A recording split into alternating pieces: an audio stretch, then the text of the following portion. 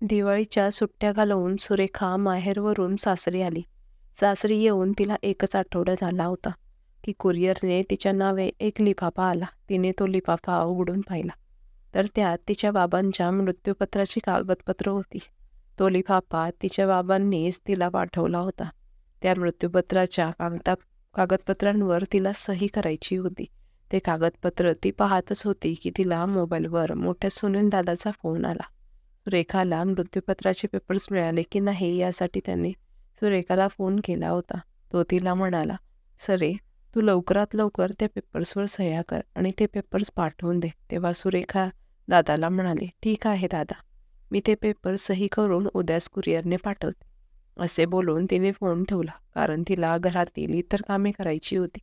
तिचा विचार होता की संध्याकाळी आरामात आपण कागदपत्रांवर सह्या करू.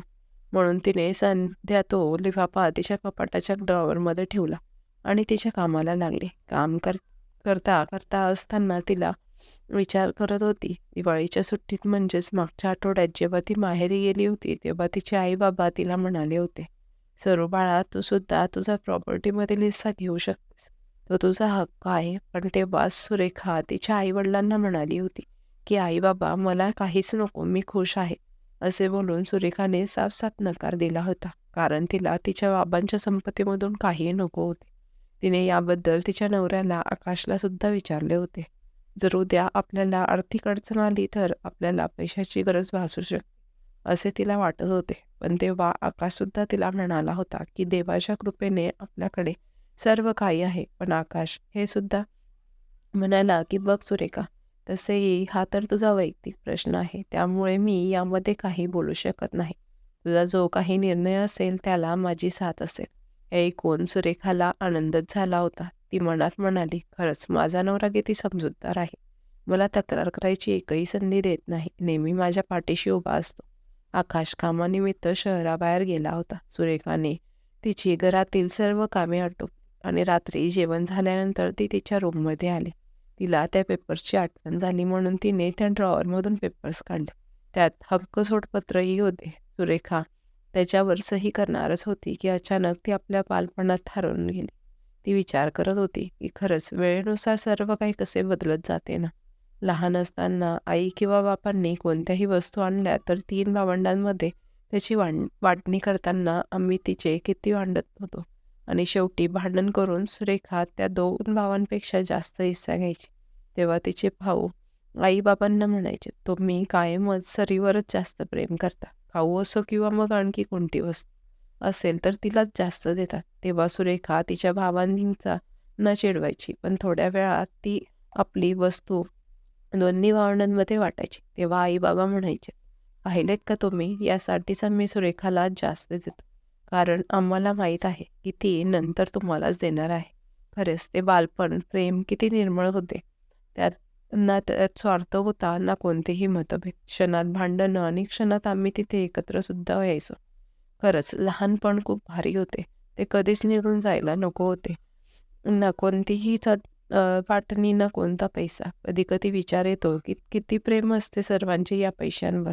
पण हा जो पैसा आहे ना, तो आपल्या माणसांना एकमेकांपासून वेगळे करतो. त्यांच्यातील मतभेद वाढवतो. मनात संशयाचे बीज निर्माण करतो. भावंडाच्यात भांडणे लावतो. माझी दोन्ही भाऊ लहानपणापासूनच माझ्यावर किती प्रेम करतात. मला ते लाडाने सरी किंवा सरे म्हणतात. माझ्या दोन्ही वहिन्यासुद्धा खूप चांगल्या आहेत. पण 8 दिवसांपूर्वी सुरेखाने आई-बाबांना सांगितले होते की मला तुमच्या संपत्तीतला वाटा काहीच नको, आणि आता तिचा विचार बदलला होता. जर आता तिने तिची वाटणी मागितली तर हे प्रेम असंच राहील का? असे करून ती काही चुकीचे करत तर नाही ना? यासारखे अनेक विचार तिच्या डोक्यात यायला लागले होते. शेवटी आपले भविष्य सुरक्षित असावे यासाठी तिने खूप विचार करून ठरवले की तिला आता बाबांच्या संपत्तीतील वाटा हवा आहे. काही वेळाने तिने बाबांना फोन लावला. तिच्या बाबांनी सदाशिवरावांनी तिचा फोन उचलला. एवढ्या रात्री मुलीचा फोन आला म्हणून ते थोडे घाबरलेच होते. ते म्हणाले, "सरू बाळा, एवढ्या रात्री तू फोन का केलास? तिकडे सर्व काही ठीक तर आहे ना?" सुरेखा बाबांना म्हणाली, "हो बाबा, इकडे सर्व काही ठीक आहे. मला तुमच्याशी काही तरी बोलायचं आहे." बाबा म्हणाले, बोल ना मग बाळा. सदाशिवरावांच्या आवाजामध्ये चिंता स्पष्टपणे जाणवत होती. तोपर्यंत त्यांच्या पत्नी लताबाई उठून सदाशिवरावांच्या जवळ आल्या आणि त्यांनी फोन स्पीकरवर ठेवण्यास सांगितले. सदाशिवरावांनी फोन स्पीकरवर ठेवला. ते म्हणाले, बोल ना बाळा, तुला काय बोलायचे होते? सुरेखा म्हणाली, बाबा, आज मला तुमच्या वृत्तपत्राचे पेपर्स मिळाले. बाबा म्हणाले, हो बाळा, तुझ्या सुनील दादाने ते मला सांगितले. तू त्यावर सही करून पाठवून दे, म्हणजे माझी सुद्धा या सर्व जबाबदारीतून सुटका होईल. सुरेखा म्हणाली, त्या दिवशी तुम्ही आणि आईने मला या वाटणीबद्दल विचारले होते, पण मी तुम्हाला त्यावेळेस सांगितले होते की मला काही नको. पण मी खूप विचार केला आणि आता माझा निर्णय बदलला आहे. त्यामुळे मला सुद्धा माझ्या वाटणीतला हिस्सा हवा आहे. सुरेखाचे बोलणे ऐकून लताबाई आणि सदाशिवराव क्षणभर शांत बसले. त्यांना विश्वासच बसत नव्हता की सुरेखा असं काही बोलेल. ते म्हणाले, बाळा, मी तुला आधी विचारले होते ना, तेव्हा तर तू नकार दिला होतास. मग अचानक आज काय झाले? आता तर सर्व काही फायनल झाले आहे. मी तुझ्या दादा वहिनींना सांगितले की सुरेखाला तिचा हिस्सा नको आहे. त्यामुळे त्यांनी वकिलांकडून पेपर्स तयार करून घेतले सुद्धा आणि तेच तर तुला पाठवले होते ना. त्या हक्क सोड पेपरनुसार तुला वडिलांच्या प्रॉपर्टीमधील काही नको यासाठीच तुला सह्या करायच्या आहेत. हे बघ, आता मी माझी सर्व प्रॉपर्टी तुझ्या दोन्ही भावात समान वाटली आहे. आता जर तू पुन्हा वाटणी मागितली तर मग.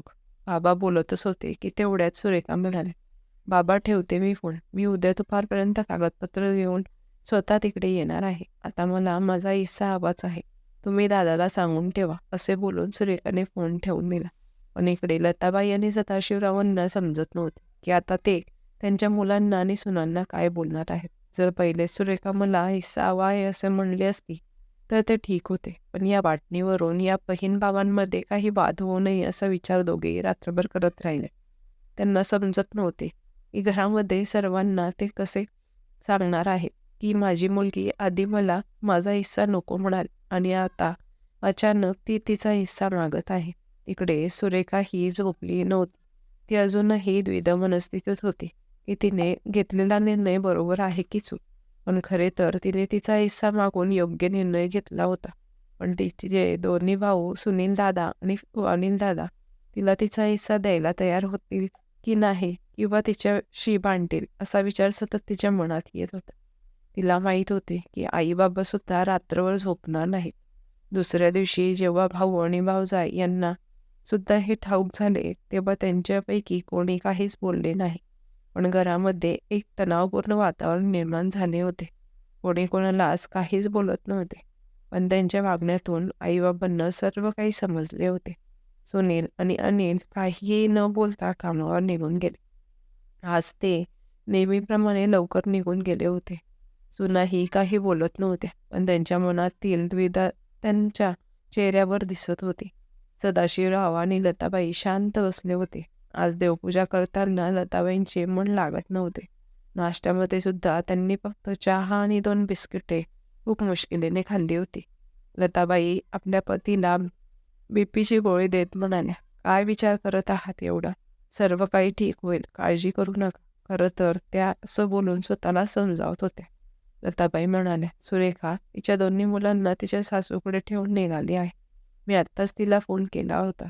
अहो ऐका ना, मी काय म्हणते, मला असे वाटत आहे की आपण प्लीज सर्व तिचा हिस्सा दोन्ही भावांमध्ये वाटून टाकेल. मला ठाऊक आहे, कारण ती लहानपणापासूनच अशी आहे. पण आपले सदाशिवराव मात्र काही बोलले नाहीत. ते शांतच होते, अगदी शून्यातच हरवून गेले होते. त्यांच्या मनातील भीती त्यांच्या चेहऱ्यावर स्पष्ट दिसत होती. त्यांना असं वाटत होतं की इतकी वर्ष एकमेकांबरोबर प्रेमाने राहिलेली भावंडे दूर तर होणार नाहीत ना. सुरेखा काही वेळात माहेरी पोचणार होते. तिने निघण्याआधी तिच्या नवऱ्याला फोन करून सर्व काही सांगितले आणि नवऱ्याला हे सुद्धा विचारले की ती आता जे काही करत आहे ते योग्य आहे की नाही. तिला तिचा हिस्सा मिळेल का? तेव्हा आकाश तिला समजावत म्हणाला होता की हे बघ सरू, मला माहीत नाही की तुला तुझा हिस्सा मिळेल की नाही, कारण तू आधी हिस्सा नको म्हणाली होतीस आणि आता पुन्हा तुझी वाटणी मागत आहेस. तू फक्त तुझ्या मनाची तयारी ठेव. तुला तुझा हिस्सा मिळाला तरी ठीक, नाही मिळाला तरी ठीकच आहे. कमीत कमी तुझ्या मनामध्ये हे राहणार नाही की मी असाच माझा हिस्सा सोडून दिला. मला एकदा बोलून पाहायला हवे होते असे तुला वाटू नये. आकाशच्या बोलण्याने सुरेखाला खूप हिंमत मिळाली होती. काही वेळातच सुरेखा आईबाबांच्या घरी पोचली. बाबांना तिला पाहून आनंद तर झाला होता, पण त्यांच्या चेहऱ्यावरचे भाव त्यांची मनस्थिती सांगत होती. तिच्या बाबांकडे पाहून सुरेखाला क्षणभर स्वतःचाच राग आला होता. तिला असे वाटले की ती किती स्वार्थी झाली आहे. पण आज जमान्यात कोण आपला हिस्सा एवढा सहजपणे जाऊ देतो? तेवढ्यात तिच्या दोन्ही वहिन्या बाहेर आल्या आणि आपल्या नवंदेबरोबर औपचारिक बोलल्या आणि परत स्वतःच्या खोलीमध्ये निघून गेल्या. सुरेखाला त्यांच्या बोलण्यामध्ये परकेपणा वाटला होता. इतर वेळी जेव्हा ती यायची तेव्हा भाऊक वहिनी स्वागताला उभे राहायचे. पण आज ती आली आणि घरातील वातावरण एकदमच शांत झाले होते. ती तशीच तिची बॅग घेऊन हॉलमध्ये उभी होती. तिच्या आईने हातातील बॅग घेतली आणि तिला बसायला सांगितलं. आज तिच्या दोन्ही वहिन्यांनी पाणीसुद्धा विचारले नव्हते. सुरेखा सोफ्यावर बसली तेव्हा तिचे बाबा म्हणाले, "बाळा, असे अचानक तुझे मन कसे बदलले ग? जेव्हा मी तुला आधी विचारले होते तेव्हाच तू सांगायला हवे होते की मला माझा हिस्सा हवा आहे आणि तेव्हाच हो म्हणाली असतीस तर मग काहीच प्रॉब्लेम झाला नसता. तुला काहीही नको म्हटल्यावर मी सुनील आणि अनिलला सांगितले. अगं तुझे भाऊ एक वेळ काही बोलणार नाहीत, पण तुझ्या दोन्ही वहिन्यांना काय वाटेल? आणि आता जर सर्व काही ठरले आहे, तर मग तू तुझा निर्णय का बदलतेस?" यावर सुरेखा म्हणाले, "बाबा त्यात काय एवढे? आणि आपण तर घरातीलच माणसे आहोत आणि मी प्रॉपर्टीमधला माझाच तर हिस्सा मागितला आहे ना. बाबा मलाही 2 मुले आहेत. त्यांच्या भवितव्यासाठी मी विचार केला. पण हो बाबा, त्यांचा अर्थ असा नाही की आकाश त्यांच्या मुलांच्या भविष्याचा विचार करत नाही. त्या दिवशी तुम्ही मला विचारले तेव्हा मी काही विचार न करता बोलले होते. पण मला वाटते की जर सुनील दादा आणि दादा त्यांचा हिस्सा सोडत नाही तर मी तरी का सोड. अखेर माझ्या हिश्श्यावर माझा अधिकार आहे आणि तोच हिस्सा मी घ्यायला आले आहे." सुरेखाचे बोलणे ऐकून आई बाबा तर गप्प बसले होते. पण मनातल्या मनात ते खूप दुःखी झाले होते. खरे तर त्यांना असे वाटत होते, या प्रकरणामुळे माझ्या मुलीचे माहेर तुटायला नको. आमच्यानंतरही ती पूर्वीप्रमाणे माहेरी आली की तिचे दोन्ही भावजायांनी तिचे माहेर पण जपावे.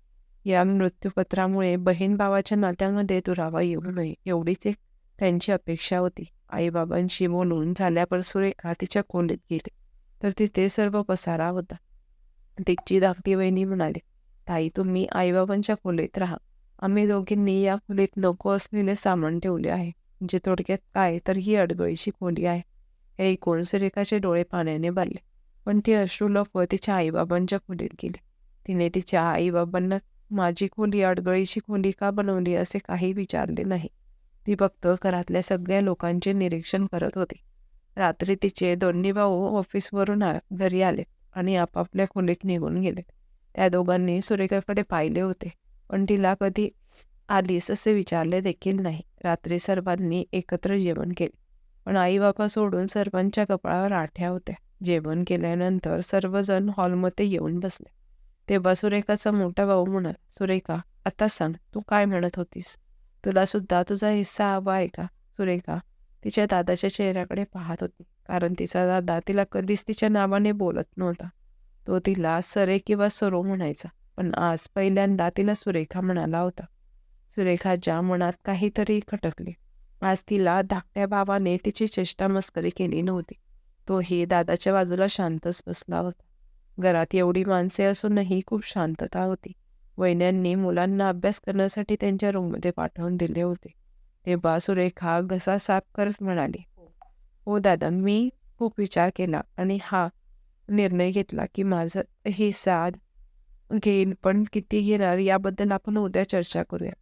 तसेही आता रात्र खूप झाली आहे आणि तुम्ही दोघांनाही उद्या रविवारची सुट्टी आहे. आपण सर्वजण आरामामध्ये बसून बोलूया." आई बाबा मात्र गुपचूप बसले होते. वाटणी त्यांच्या पैशांची होत होती, पण ते बिचारे दोघं काही बोलू शकत नव्हते. वाटणी फक्त पैसा जमीन याचीच होती असे नाही, तर कुठे ना कुठेतरी मनाची सुद्धा वाटणी होतेच. पण या वाटणीमुळे मुलांना काहीच फरक पडला नाही. सुरेखाने उठून जाताना पाहिले की तिच्या दोघी बहिणी सुद्धा रागात होत्या. त्यानंतर सर्वजण आपापल्या खोलीमध्ये निघून गेले. रमा आई-बाबांच्या खोलीत आली आणि खोलीत आल्यावर तिने पाहिले की तिचे आई-वडील नेहमीप्रमाणे तिच्याशी बोलले नाही आणि लगेच झोपून सुद्धा गेले. खरंच या गोष्टीमुळे तिने सर्वांना दुःखी केले होते का? सुरेखा अंथरुणावर पडली, पण तिला काही झोप येत नव्हती. ती विचार करत होती की प्रॉपर्टीमधला हिस्सा मागितल्याबरोबर घरातील वातावरण किती बदलले. घरामध्ये किती तणाव निर्माण झाला. खरंच ही संपत्तीची वाटणी अशी माणसांना एकमेकांपासून दूर तिने कुठेतरी वाचले होते.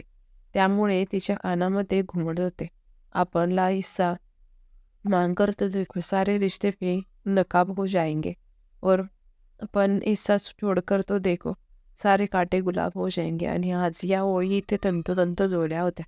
तिने तिचा हिस्सा काय मागितला तर सर्वजण तिच्याबरोबर अनोळखी झाल्यासारखेच वागू लागले होते. विचार करता करता अचानक तिला कधी डोळा लागला ते कळलेच नाही. ती सकाळी उठली तर सर्वजण आधीच हॉलमध्ये येऊन बसले होते.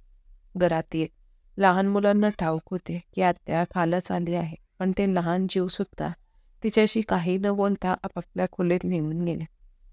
नाहीतर इतर दिवशी आत्या आल्यावर आत्याकडे धावत जायची, म्हणायची, "आत्तू आत्तू खायला काय आणलेस?" तिला मोठी नुसती भाची कंपनी अगदी दंगामस्ती घालून असायची. पण आता असे काहीच झाले नव्हते. सर्व काही बदलून गेले होते. सर्वांनी मिळून नाश्ता केल्यानंतर ते सर्वजण आईबाबांच्या खोलीमध्ये येऊन बसले. तिघे भाऊ बहिणी यांना असे बसलेले पाहून लताबाई विचारामध्ये हरवून गेल्या. लहानपणी हे 3 भाऊ बहीण कसे भांडत होते. बाबांच्या मांडीवर कोण बसणार यासाठी किती भांडण करत होते. पण तेव्हाचे ते भांडण आणि आजचा हा तणाव किती वेगळा आहे. आता या नात्यामध्ये थोडाफार दुरावा आला होता. काही वेळानंतर सदाशिव आपल्या मुलांना म्हणाले, "बाळांनो, मला असे वाटते की या वाटणीमुळे तुम्ही भाऊ बहिणींमध्ये काही वाद होऊ नये. तुम्ही याआधी जसे मिळून राहत होते तसेच हसून खेळून राहावे. असे खरे तर मी सरूला तिचा हिस्सा देणार होतो, पण ती तेव्हा नको म्हणाली होती, हे खरे आहे. नंतर तिने तिच्या भविष्याचा विचार करून तिचा निर्णय बदलला आहे. तर आता जेव्हा ती स्वतःहून हिस्सा मागत आहे तर आम्ही तिला आनंदाने तिचा वाटा देणार आहोत." अजूनही वाटणी झाली नाही, बाबा बोलले, पण यावर मुलांनी काही प्रतिक्रिया दिली नाही. कारण त्यांना असे वाटत होते की सुरेखा तर आधी नको म्हणाली होती, मग आता तिचा हिस्सा का द्यायचा? सर्वजण गप्प होते. तेव्हा सुरेखा म्हणाले, "बाबा, मी थोडं बोलू का?" तेव्हा सर्वजण सुरेखाकडे पाहायला लागले. दोघी भावजया नंदेकडे अशा पाहत होत्या की आता सुरेखा आणखी काय मागणार आहेत काय माहीत. दोघे भाऊ देखील अधीर होऊन सुरेखाकडे पाहत होते. सुरेखा म्हणाले, "बाबा, मला ठाऊक आहे, हा तुमचा पैसा आहे, तुमचे मृत्यूपत्र आहे आणि तुम्ही त्याची वाटणी करणार आहात. पण मला पण असे वाटते की तुम्ही मला तुमच्या संपत्तीमध्ये हिस्सा तुमच्या इच्छेनुसार द्यावा. बाबा, मी माझा हिस्सा मागते, कारण कायद्यानुसार मी सुद्धा बरोबरीची हिस्सेदार आहे ना. मी सुद्धा तुमच्याच पोटचा गोळा आहे ना. जसे सुनील दादा आणि अनिल दादा तुमची मुलं आहेत, तशी मी सुद्धा तुमची मुलगी आहे. फरक फक्त एवढा आहे की मी मुलगी आहे. कायद्याने जर मुलीला वडिलांच्या मृत्यूपत्रामध्ये बरोबरीचे हिस्सेदार बनवले, पण या कारणामुळे नात्यांमध्ये जो दुरावा येतो तो दूर करण्यासाठी सुद्धा एखादा कायदा असता तर किती छान झाले असते ना." असे बोलत असताना सुरेखा चेहऱ्यावर दुःख स्पष्ट दिसत होते. ती स्वतःला सांभाळत म्हणाली, "बाबा, आज मला माझा हिस्सा तुमच्याकडून नाही तर माझ्या 2 भावांकडून आणि बहिणींकडून हवा आहे." लताबाई एवढा वेळ गप्प बसून होत्या. सुरेखाचे बोलणे ऐकून त्या म्हणाल्या, "सरू बाळा, तू हे काय बोलत आहेस? तुझा हक्क तुझ्या बाबांच्या संपत्तीमध्ये आहे, तुझ्या भावांमध्ये नाही. तू त्यांच्याकडून जबरदस्तीने काहीही मागून घेऊ शकत नाही बाळा." सर्वजण सुरेखाकडे विचित्र नजरेने पाहत होते. शेवटी हिच्या मनामध्ये नक्की काय चालले आहे? सुरेखा आपल्या आईला म्हणाली, "आई, मला माहीत आहे, पण मला जे पाहिजे आहे ते तुम्ही लोक नाही तर हे दादा वहिनी देऊ शकता." सुरेखा आपल्या भाऊ आणि भावजांकडे गेली. त्या दोघांनीही सुरेखाच्या मनात काय चाललं आहे हे कळतच नव्हते. सुरेखा पुढे म्हणाली, "आई बाबा, दादा वहिनी तुम्ही काही बोलत नाही, पण मनातल्या मनात हा विचार नक्कीच करत असाल की ही किती स्वार्थी आहे ना. आधी वाटणी नको म्हणाली आणि आता वाटणी मागायला आली आहे. पण मी तरी काय करू? मुलगी आहे ना या घरची. आणि आम्ही मुली अशाच असतो, स्वार्थी, लालची. आपल्या माहेरच्या माणसांकडून आयुष्यभरासाठी आपला हक्क मागून घेणारी. हे माझे असते की त्याचा मोह आम्हा मुलींना आयुष्यभर सुटत नाही हो. आम्ही कितीही मोठ्या होऊ देत, कितीही श्रीमंत आमची सासर असू देत, पण इथल्या माणसांवर असणारा आमचा हक्क आणि त्यांच्याकडून मिळणारे प्रेम इतर कोणाकडूनही मिळू शकत नाही." तेवढ्यात बाबा म्हणाले, "सरू बाळा, तुला नक्की काय म्हणायचे आहे? काय हवे आहे तुला? उगाच काहीतरी बडबड का करत आहेस? तेव्हा सुरेखाचे डोळे भरून आले आणि ती आपल्या दोन्ही भावांना म्हणाली, दादा, यावेळी मी जेव्हा घरी आले तेव्हा मला घरातील वातावरण काहीसे बदलल्यासारखे वाटले. जो आपलेपणा मला याआधी तुम्ही सर्वांनी कडून मिळत होता, कोणास ठाऊक तो आपलेपणा कुठेतरी हरवल्यासारखा वाटला. आज पहिल्यांदा मला इथे परकेपणा जाणवला. अरे, मी तर इथे सर्व दुःख विसरण्यासाठी, माझे बालपण जगण्यासाठी येत होते. पण काल आल्यापासून एक क्षणसुद्धा असे काहीच जाणवले नाही. हो बाबा, मी असे म्हणत नाही की तुम्ही माझ्या खाण्यापिण्याकडे लक्ष दिले नाही. पण मला मात्र कुठेतरी कमतरता जाणवत होती. मला काहीतरी सारखे सारखे खटकत होते. काल इथे आल्यापासून माझ्या या घरावर काहीच हक्क नाहीये, असे मला वाटू लागले आहे. आणि तोच हक्क मागण्यासाठी आज मी इथे आले आहे. अजूनही कोणाला सुरेखाचे बोलणे काही कळत नव्हते. पण आता जेव्हा सुरेखाचा कंठ दाटून आला होता, तेव्हा तिला पाहून तिचे आई-बाबा खूप व्याकुळ झाले होते.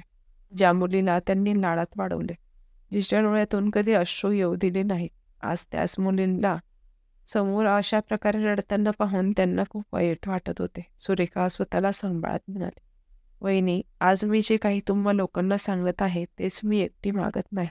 तर याची इच्छा तर प्रत्येक मुलीला असते. मग तिचे माहेर श्रीमंत असू देत किंवा नसू देत. हा हक्क प्रत्येक मुलीला हवा असतो. तिच्या दोन्ही वहिन्यांना काही समजत नव्हते.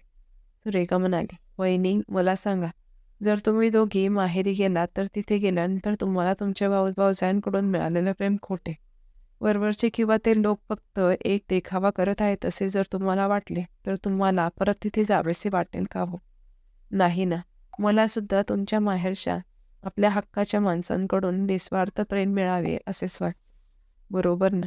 दादा, वहिनी, मला एवढेच म्हणायचे आहे की मला सुद्धा इथे माझ्या भाऊ आणि बहिणीचे प्रेम, आपलेपणा आणि तुम्ही माझा यापूर्वी जसा लाड करत होतात अगदी तसाच शेवटपर्यंत करावा. मी माहेरी आल्यावर तुम्ही माझे असून स्वागत करावे. जेव्हा कधी मी इथे येईल तेव्हा त्या प्रेमामध्ये कुठेही खोटेपणा नसावा.